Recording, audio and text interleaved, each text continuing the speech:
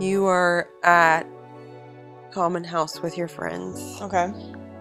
And you see me at another table with my friends. Mm-hmm. And you want to say something to me. You want to approach me. You want to talk to me. Mm-hmm. What do you do? Say, damn, shorty.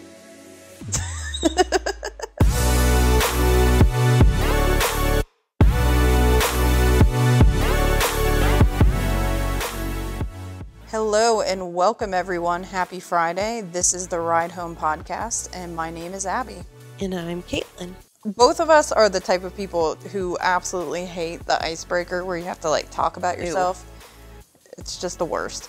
So we decided that instead we are going to introduce each other. Caitlin, tell me about me. So we're married. We're recently married. We actually are getting ready to celebrate our 6-month wedding anniversary. Mm-hmm. If that's a thing, I don't know if we do that. We don't. We don't. It's cute, but we don't. Yeah, like most people probably do. I mean, we might like high five.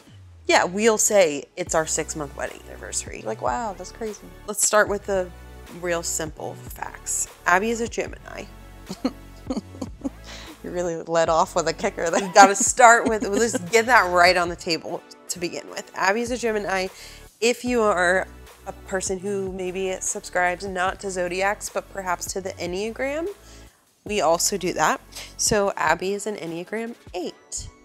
And possibly the most Enneagram 8 to ever Enneagram 8. Abby is a 2-time Emmy Award winner. She earned those Emmys by being an amazing video editor.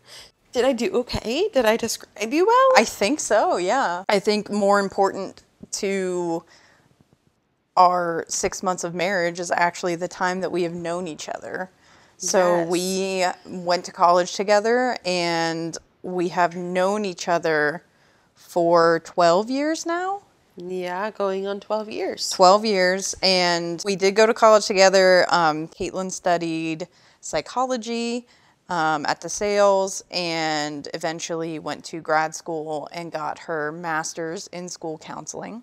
So she is now God bless her, a middle school counselor. This is correct. So Caitlin is also a very talented baker, a former opera singer. She is a very creative person. A Capricorn, but also an Enneagram 2. So particular and bougie, but will literally shred the clothing off her back, her brand name clothing, and give it to whoever needs it. That's they the probably essence. wanted it more than me anyways, so they can just have it. So if you're here, I hope you like movies, because that's literally all that we're going to talk about. We are people who go to the movies once a week. It's been a tradition of ours for probably the last 3 years, I would say. This is not sponsored, but we do have Regal Crown Club memberships. Regal Unlimited. Yes, Regal Unlimited.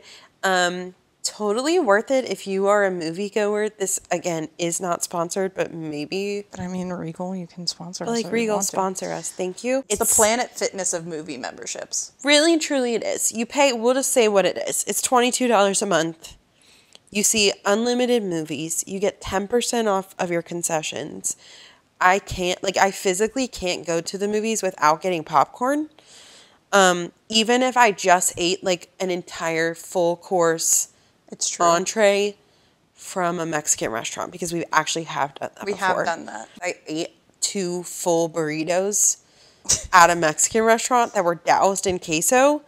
And then we went to a movie and I ate popcorn. But the funniest part was that, like, as we were walking into the theater, I was like, man, I'm stuffed. Like, I couldn't even imagine having popcorn. I was like, I can. We literally just we open up the door and I just got a whiff of the popcorn. And I think I, like, looked over at you and I was just like, I mean. Yeah, we're doing it. We're getting the popcorn. Right. It's happening. So anyways, all of that to say, we go to the movies every week. And part of the experience, which is why we decided to start this podcast, is that ride home when you get out of the theater and you're with your friend or your significant other or just alone with your thoughts, the entire ride home from the theater, unless you're a literal psychopath, is spent processing and talking about that movie.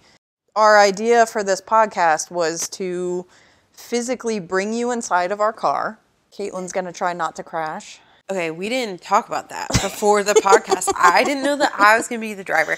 I think it's fine. I am a little bit of a distractible driver. That's true. Maybe I should teach you audio. Honestly, I probably... Hashtag ADHD. I might trust you more with audio than I do with a car. So that sounds fine. I think that's probably for the best for everyone's sake. Yeah. Because who the hell knows what would happen. So now that we got, I guess, the business out of the way, the biz, I don't really know, the introductions, the formalities out of the way, what we would like to try and do is a quick run through, overview, share our thoughts with you about the movies we've seen so far in 2022. How many movies have we actually seen so far? So, do you have a number? Yes, we've seen 11 movies so far. Okay. All right, so the first movie that we saw was something that I was personally very excited about. One of our mutually shared favorite genres of horror is 90s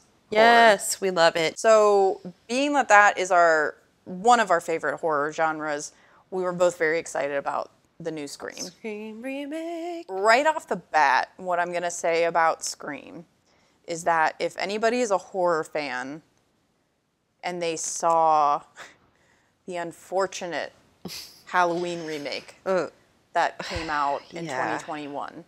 Bleak. Terrible. Disappointing. What I will say about this Scream movie is that it was exactly what that Halloween movie was trying to be. Mm-hmm. And I think they did a really good job. Yeah, I thought they nailed it. I loved it. It was like for me, it was like the perfect amount of nostalgia. Mm-hmm.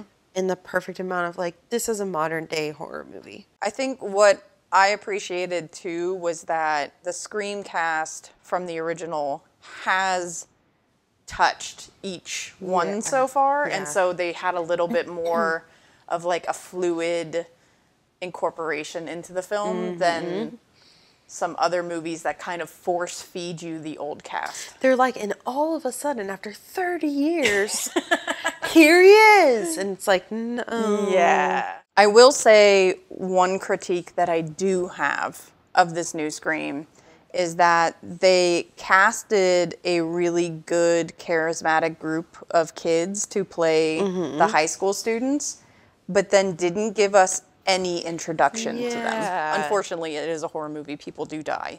Right. But part of the reason why you connect so well to those 90s horror movies is because like you've got these like spunky, funny, quirky, and cute characters that get brutally murdered.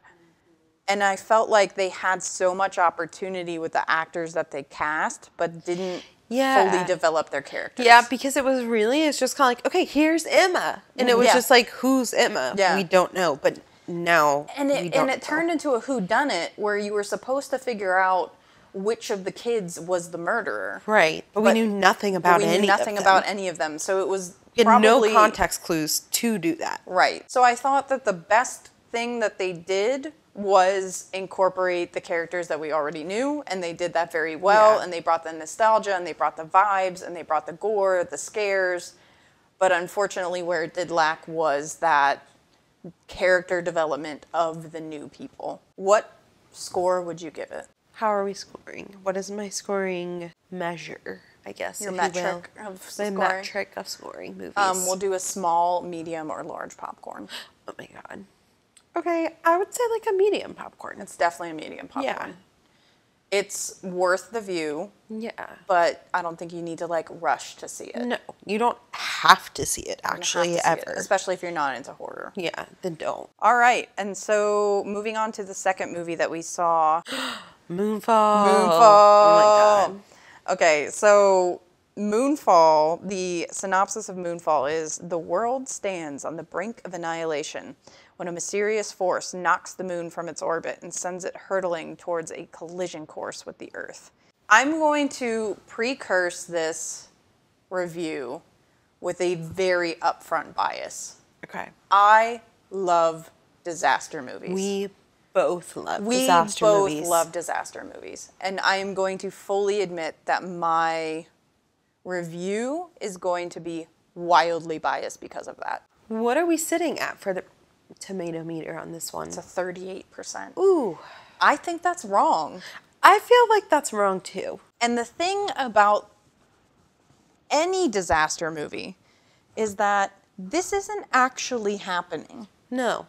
Okay? We're not having this actual realistic moment that could happen tomorrow. No. Like, it is fantasy based in the real world. Full fantasy. Yes.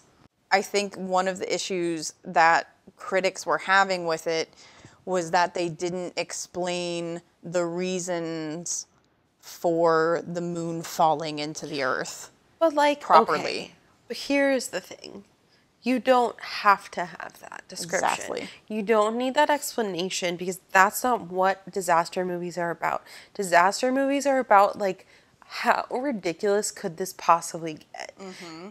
Like, what is the craziest thing you could think of? And it's the moon, like, collapsing on the earth. Literally, there are shots where, like, the moon looks like it's, like, 10 feet away from the earth. Yeah. And it's terrifying awesome. and awesome. We already have established that that's not going to happen, so we don't have to have some fake reason of why that's happening. Right. Like, okay, NASA, calm down. I think as long as you suspend reality, you lower your expectations. Put them on the floor. Put them on the honestly. floor because this is, again, we're going to remind you, this is a disaster movie. I will say that for the general public, it is a medium popcorn. Okay. For someone that loves disaster movies, I absolutely loved it. So I also love disaster movies, but I think I'm going to put it at a medium for myself. I absolutely would love to watch it again. The visuals were really incredible, but the conspiracy theorist was a little bit annoying to me.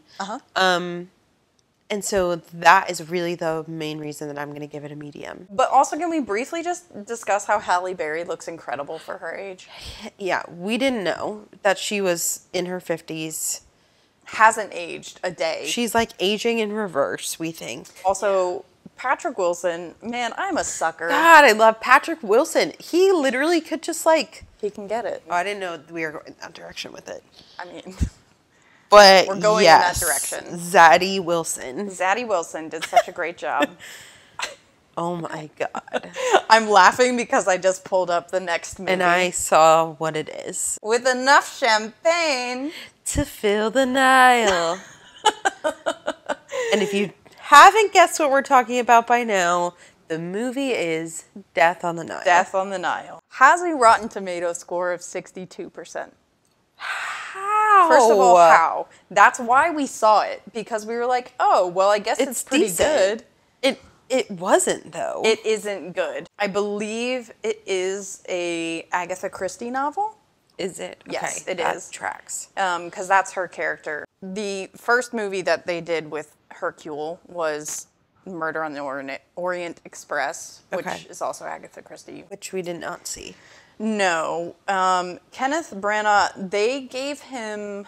I'm sure he's described as having a mustache in the novels, but the mustache that they gave him was offensive. It was the most ridiculous mustache. They made the first 15 minutes of the movie about his mustache. Yes, they did. Yeah, and then it was so distracting the whole time. It was like, okay, now all we see is his mustache. They literally spent the first at least 10 minutes. The whole intro of the movie wasn't about the murder. It wasn't about the mystery. It wasn't about the boat. It was about his mustache and why he has one. Odd choice. The whole movie for me was just a no. The whole movie was very badly directed. The visuals were very cheap. Yeah. It felt like you were on a soundstage. And like the whole thing takes place outside in Egypt, but nothing felt real about it. No, it didn't feel Egypt. Guess what the budget for this movie was? It's like $100 million. 90. So you're close. How? So they spent $90 million. What did they spend the money on? Honestly, they probably that spent it ship? probably on Gal Gadot. Which, like, Okay, a little bit worth it. It was worth it because we got to see her for 2 hours, is what I'm saying. I also like agree. A budget well spent. But like they probably also had to spend a lot of money on the cover up of like having Armie Hammer in their movie. This is Armie Hammer's last movie. What a film to go out on. What a this terrible trash film to go ass out. Agatha Christie movie. His career down the drain. Dude, his career was in the Nile with the champagne. Yes. Shocking bright side of Death on the Nile, which I was not expecting, was Russell Brand was actually pretty good. Yeah, we liked him. He was probably the only bright spot of the entire thing. Wow. Well, that's really, really all we probably have to say is that Russell Brand was the highlight of the movie. So close the chapter on that one. So the score that I'm going to give Death on the Nile is burnt popcorn. I was going to say like half a bag of small popcorn. Half a bag of small popcorn. Okay, what did we see next? Our next movie is Uncharted. Okay. I obviously am a big fan of video games, but I have not actually played the Uncharted series. Right. I didn't even know it was a video game until we were sitting in the movie theater. Correct. And I think I got you in the theater, not for the Rotten Tomato score, because it is a 40%. I think I got you in the theater because I said, hey, Tom Holland is in a movie. That is exactly what happened. You said it's Tom Holland, and then also Mark Wahlberg, and I was like, huh?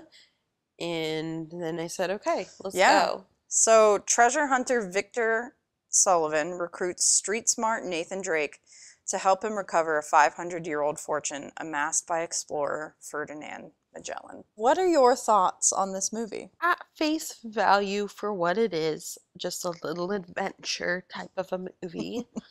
I thought it was fine. Yeah. I thought it was fun. Also, I just think since we already talked about Tom Holland, I think we'll just say he was too good to be in this movie. Way too good to be in this movie. I'm kind of shocked that he took that role. I'm shocked too. But I think what was great was the action scenes were amazing. Yeah, I thought they were great. The choreography of the fights and the action was great. And there's a scene, with no spoilers, I'm just going to say it, of like 2 boats flying in the air, tied to helicopters with people fighting from boat to boat like a pirate fight. In the air. It's like actually insane. And on the flip side of the action scenes being amazing, but the story not being so great, was another adventure movie that we saw, which was The Lost City. That movie had a little less impressive action, but it was still a search for a treasure. It was still, you know, some... in a tropical land. In a tropical environment. Yeah. With some hints of like old history involved. Yes. Kind of like a little National Treasure type. However, this one had one of the best on-screen chemistries I've ever seen. Yes. Like Channing Tatum and Sandra Bullock, if you told me that they left that movie like married, I would believe you. Yeah, it was wild. I did not expect that at all. I have always been the person that was like, how did Channing Tatum get a career? Right. Like from the what is it, Step Up? Not Step Up. Is it Step Up? Yeah. Like from Step Up. I was always like, he's not that good looking. He's not that charming. He's not that special. He kind of was special in this. He was special in this. He proved himself to you in this. I feel. Well, you were like lusting after Brad Pitt. Yeah. Well, like, of course. I mean, who doesn't? Right. But in this particular movie, I remember like halfway through, you leaned over to me and you were like, I think like Brad Pitt is like the oldest guy I'm attracted to. I love Brad Pitt. We'll just maybe have a whole episode where I can talk about how much I love Brad Pitt. Yes. But he was amazing in it. He looked amazing in it. And guys, the villain in this movie is Harry Potter. You're himself. A villain, Harry. Honestly, though, he was great. He played the perfect I mean, who in real life are the worst villains? To me, it's spoiled, rich white boys. Yes, And he played that perfectly. perfectly. It was his way or the highway. It's his world. We're just living in it. And if he doesn't get what he wants, everyone's going to have to pay for it. Correct. Are we describing someone that we all know? Yes. He was just like a fucked up rich white guy. I think the only issue that I had was I film majored a little too hard and I looked a little too close at some scenes. Yeah. And let's just say the green screen was not where it could have been, which is where like Uncharted definitely beat it out, was the visuals. Sure. There was a scene that they were standing on a mountain and like the color temperature of like their skin versus the background was so wildly different, and also the background was completely in focus. So like, oops, yeah. So we didn't popcorn score Uncharted. So we're gonna popcorn score both of them. That's what I'm saying. Let's popcorn score them together. Yeah. Uncharted for me was a small popcorn. Same. The Lost City, however, that is something I would put on to fall asleep to. Yeah. Easily. So I'm a medium popcorn for The Lost City. Correct. Me too. Yeah. It's like, definitely, I liked it definitely better than Uncharted. It is such a unique movie. Yeah, it really was. Another movie that we saw that came out of nowhere with its humor was X. X is an A24, which if you are a movie geek, A24 is right now like the really nice coffee shop in your town. Like this isn't Starbucks, this isn't Dunkin', this is like A24 makes like lavender lattes. Yes, 100%. I love what they produce. And this was a horror movie that they released in early March. A group of actors sets out to make an adult film in rural Texas under the noses of their reclusive hosts. But when the elderly couple catches their young guests in the act, the cast finds themselves in a desperate fight for their lives. So it takes place in the 70s. And first and foremost, it literally, like, it drops you in the 70s. I felt like I was watching a movie that was filmed in the 70s. I was just going to say, it almost felt like it was made in the 70s. Yes. Which was cool. Was amazing because I absolutely adore 70s horror. And it, from the second that movie started and they were like all piling into a van, driving together to a thing and stopping at like an old rundown gas station, I was like, this is my shit. Like this is, I'm here for it. That's like your favorite kind of horror movie. Yeah, it is. Like it kind of had the vibe of, it's not at summer camp, but sort of like the Friday the 13th movies. Sure. I love a horror movie personally. This might sound really messed up to other people, but like I love a horror movie that makes a joke out of the kill. You know, I actually do too. And the reason I do, for me, and Enneagram 2, horror movies can sometimes be a little intense for me as far as like my psyche. And so a kill that's like a joke kill like helps me like get out of that sort of adrenaline rush of being in a horror movie. Yes. And it kind of breaks that up for me. Yes. And I love that. And I think when I was going into like an A24 horror movie, thinking that, like, I think Hereditary is A24. I was just thinking that, and like Hereditary, like it's so serious So and like different, has honestly one of the most shocking kills I've ever seen in my life. Literally, I jumped out of my seat. Yes. And this movie, for some reason, like all of the kills were a little bit funny.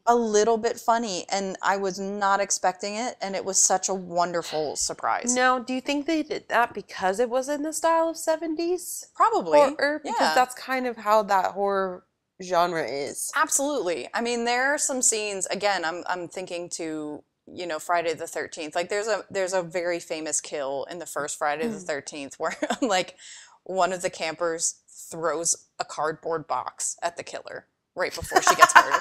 So she's like defending herself against, you know, the murderer. Yeah. Throwing a cardboard box. And Which is, like, honestly probably what I would do if I was Right. being killed. Just like, here's an Amazon box, please. In our pile of Amazon boxes in our guest room. Oh my god. This movie has a 96% on Rotten Tomatoes. And it has a large popcorn for me. And it's a fully stacked popcorn for me. Yeah, it's a bucket of popcorn. Large bucket of popcorn, definitely suggest, especially if you're into Yes. horror. There are, I will say, it is pretty gory. It is. Obviously, it is about people filming porn, so Yeah, also graphic in that. also graphic in that sense. context. So don't show your children, No, please don't. but I don't want to have to counsel them afterwards. no. But if you are over the age of 18 and you have a solid stomach and a dark sense of humor, this movie is right up your alley. 100%. Moving honestly and upfront from one large popcorn to another. We're just going to be upfront with this. Yeah, The Batman. 100%. The Batman is my favorite Batman movie ever made.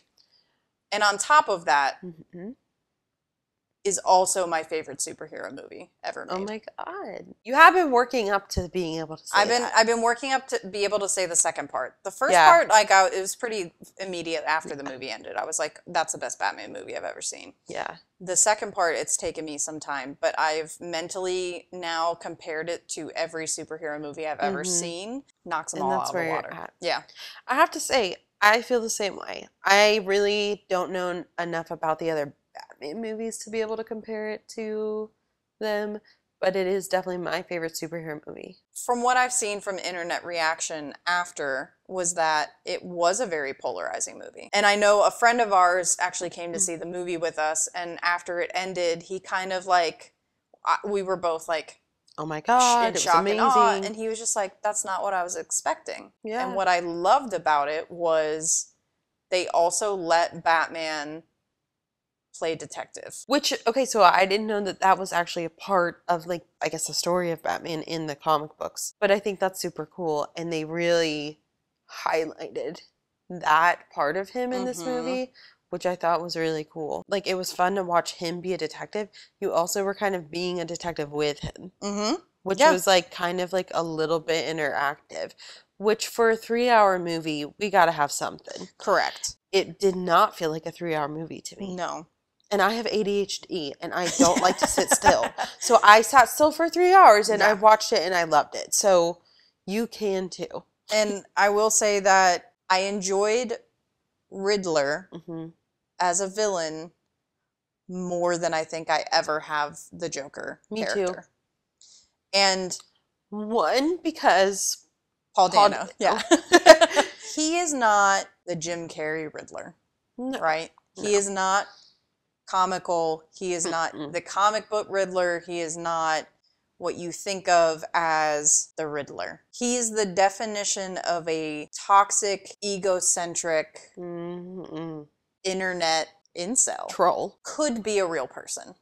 Yeah, absolutely. The scenes where the Riddler is communicating with his followers and like you see the message boards and they're all these incels that are like, you know, we've been silent for too long. They've ignored us for too long. It felt like I was reading like a really deep web, like deep cut Reddit post.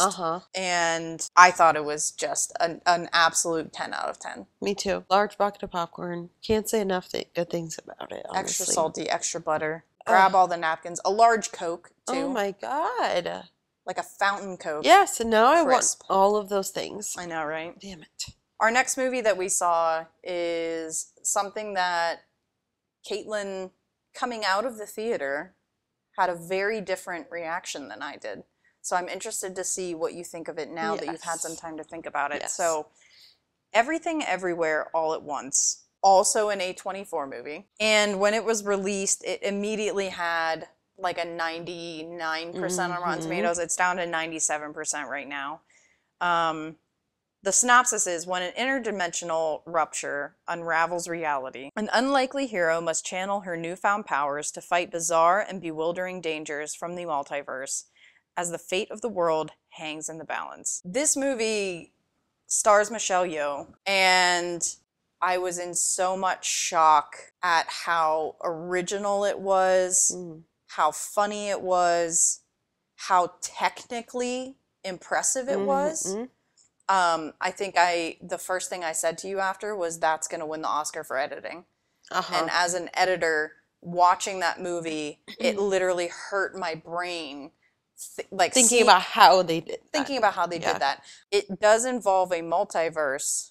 And so you are literally slipping in and out of dimensions during active scenes where they are giving very meaningful, real, funny performances while slipping in and out of different dimensions. And I've never seen anything like it, and I don't think I ever will again. And if someone tries to replicate it, I'm sure it's not going to be anything close to that. It can't. No, it can't.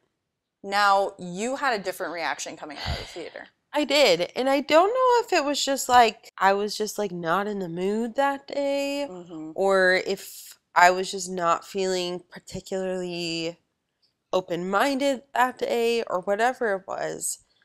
But honestly, like when I walked out, I'm just gonna like say I hated it. I know, you did. And I remember I was like mad at you for hating it. And I was like Abby was like so mad at me, and then I was like, oh my God, like maybe I shouldn't hate it.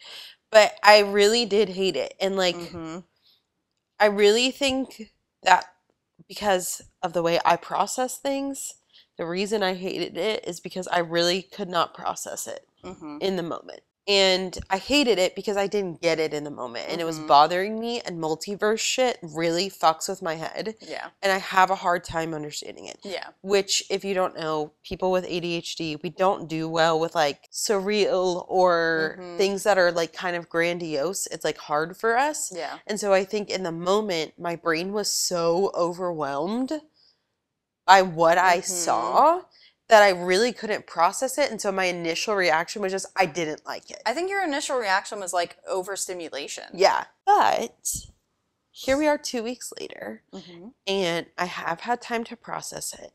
And I have had time to think more about it. And I no longer hate it. Good. Okay. I'm glad, because you're going to have to watch it again. And I want to watch it again, because now that I've had time to process it, I think I need to see it a second time to really appreciate it for what it is. But I did say, we do have to say, although I hated it, quote unquote, in the moment, I absolutely could appreciate the technicality of it. Incredible. And I absolutely could appreciate the actors' performances. What the part about it, I guess, that I really love the most is just how much it exposed humanity and also family dynamics. The choices that they made were so risky. And if they didn't have the story that they had underneath it, it wouldn't have worked. And it had some very boyish humor, but at the same time, because it was grounded by this story between this family, I think it tied it all together in such a really unique way. Let me just go again on record for saying I do not hate this movie. No. I love this movie. I'm astounded by this movie. Like Abby said, we'll probably never see anything like this ever again. No. I'm going to go out on a limb here and say that based on the originality, based on everything about it, the storyline, the acting, Michelle is going to get a Best Actress win. Yeah. Editing, it's going to be a win. Best Picture, honestly, should be a win. Should be a win. Directing, should be a win. Yeah. And honestly, I would also give the father a Best Supporting Actor. Yeah. I would give him a nomination, and possibly a win, and the daughter a nomination. Yeah. 2022 has been a great start. It really has. So what's super interesting is that I wasn't planning on talking about this movie tonight because we didn't actually see it in the theater. Right. But I am going to briefly bring up Turning Red, which is the direct to Disney Plus Pixar release. That shockingly was the same movie It's as like the Everything Everywhere All at Once? Yeah, it's like the cartoon Pixar version of Everything Everywhere All at Once. Explored really the same themes of like relationship between mother and daughter, wanting to be different than what your parents want you to be. Like, it's like so crazy how similar they were. Turning Red, also a large bucket of popcorn. Yeah, same. We've had a lot of larges. I have to say, Turning Red is one of my favorite Pixar movies. Yeah. I loved it. I enjoyed it so much. The humor was amazing. It was set in the early 2000s. Yeah, right? Which is like when we were in middle school. Yeah. And so it just felt so right. So it was really cool. So our next movie was a complete shock to both of us, I think. Maybe the shock of a lifetime. Of a lifetime? Probably, yes. The Unbearable Weight of Massive Talent. Also, you can kindly refer to it as the Nicolas Cage movie. Yeah. Where Nicolas Cage plays Nicolas himself. Cage. This was the funniest movie I have seen in years. I can't think of a time that I laughed this hard in a movie, to be honest with you. We were like laughing. The whole audience was laughing out loud.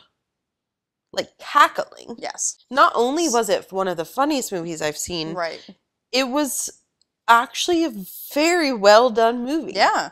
And I think what really threw us off was that as moviegoers, we get force-fed the same trailers every single week. Yes. So there's like a package of trailers that we've seen for months now, and it's been the Jackass trailer. Thank God that one's over. Morbius. Fucking Morbius. And this movie.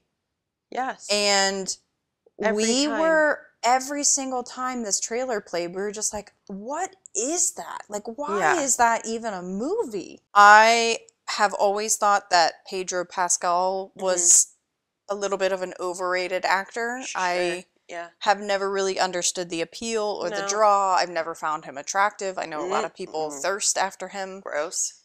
But I loved him in this movie.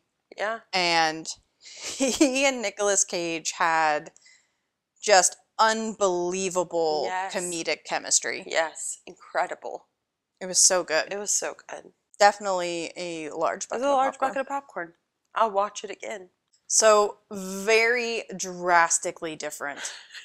So different from The Unbearable Weight of Massive Talent that you could possibly get is our last movie that we saw just this past Thursday, The Northmen.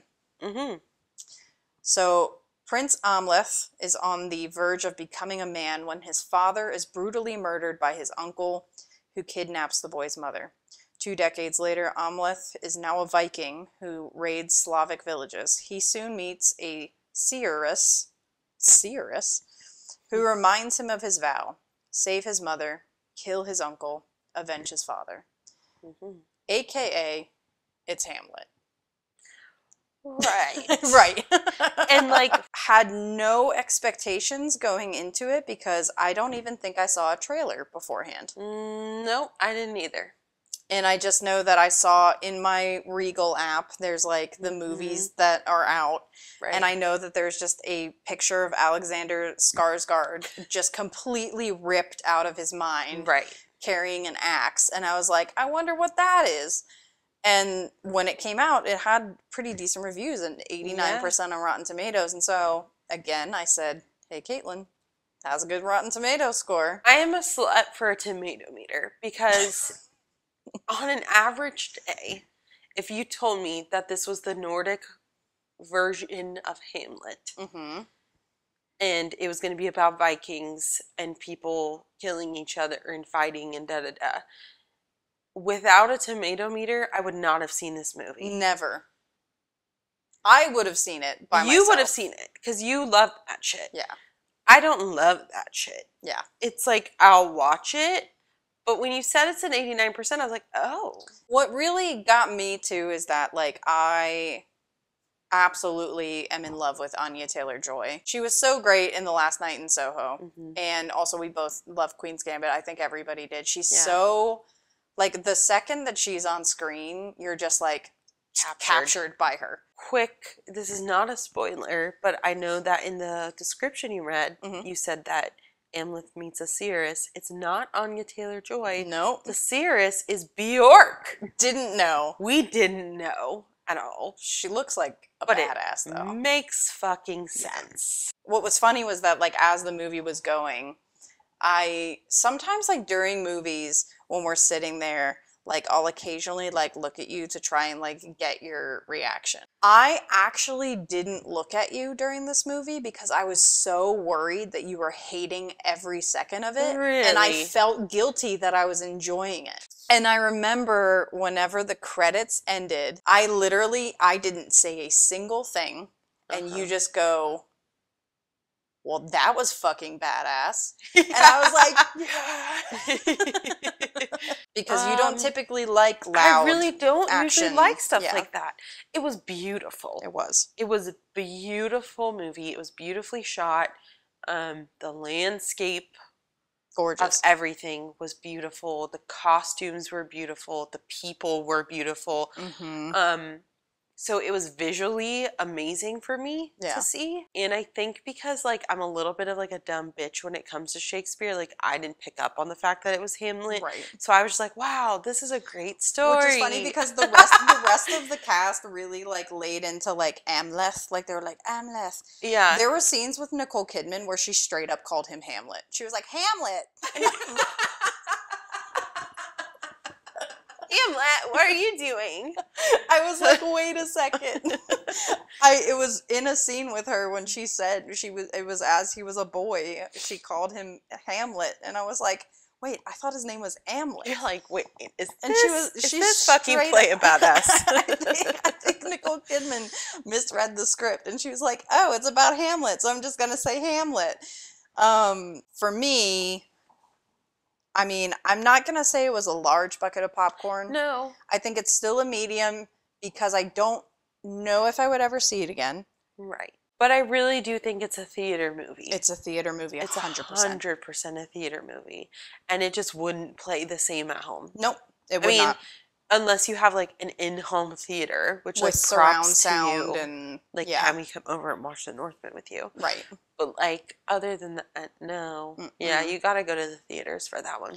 When you see it, hopefully, in a theater, give it time. Yeah. Let it play out a little bit.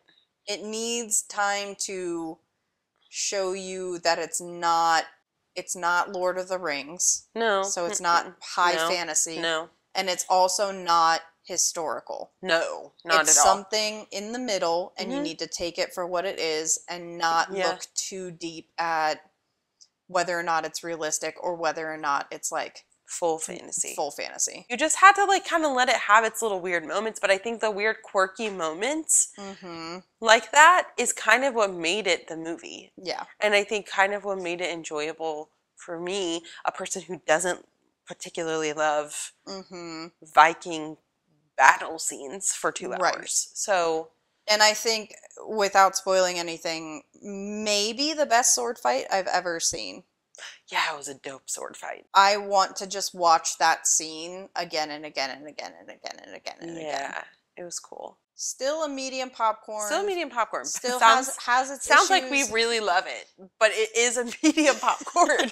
The way we're talking about it, it's like it's a large, but it's a medium. But because it gets you so hype, it's so. It is. It's so fucking metal. After the movie, and after I disclosed that I did in fact like the movie, and Abby felt that she then had the platform to share her feelings about how she loved the movie. She, I'm pretty sure, was like, I want to go punch someone. Yes. I wanted to leave the theater and fight somebody. Yeah. Also, I like how I had to wait a second. And I think I scared you away from sharing how you feel after Everything Everywhere All at Once. I think you did. I think I was a little bit, like, nervous about it. But I have my, like, retractable soapbox that once you gave me the permission, I, like, whipped it out and it, like, expanded. Always got that ready. At the ready. I will say that Alexander Skarsgård's abs get a large bucket of popcorn. Dude, a whole large bucket of popcorn. Actually, you know what they get? they get the entire container, like glass container glass, that they make the popcorn maker. in. For me, that's what it gets for me. Yeah. It's giving me the whole entire popcorn maker. He is the concession stand. He is the snack.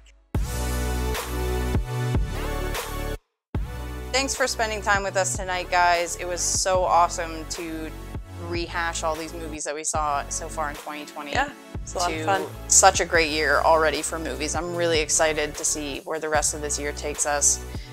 If you want to, you can roll right into the next episode. We're releasing them at the same time. It's going to be Doctor Strange Multiverse of Madness, and we're super excited to share that and the rest of our reviews with you guys.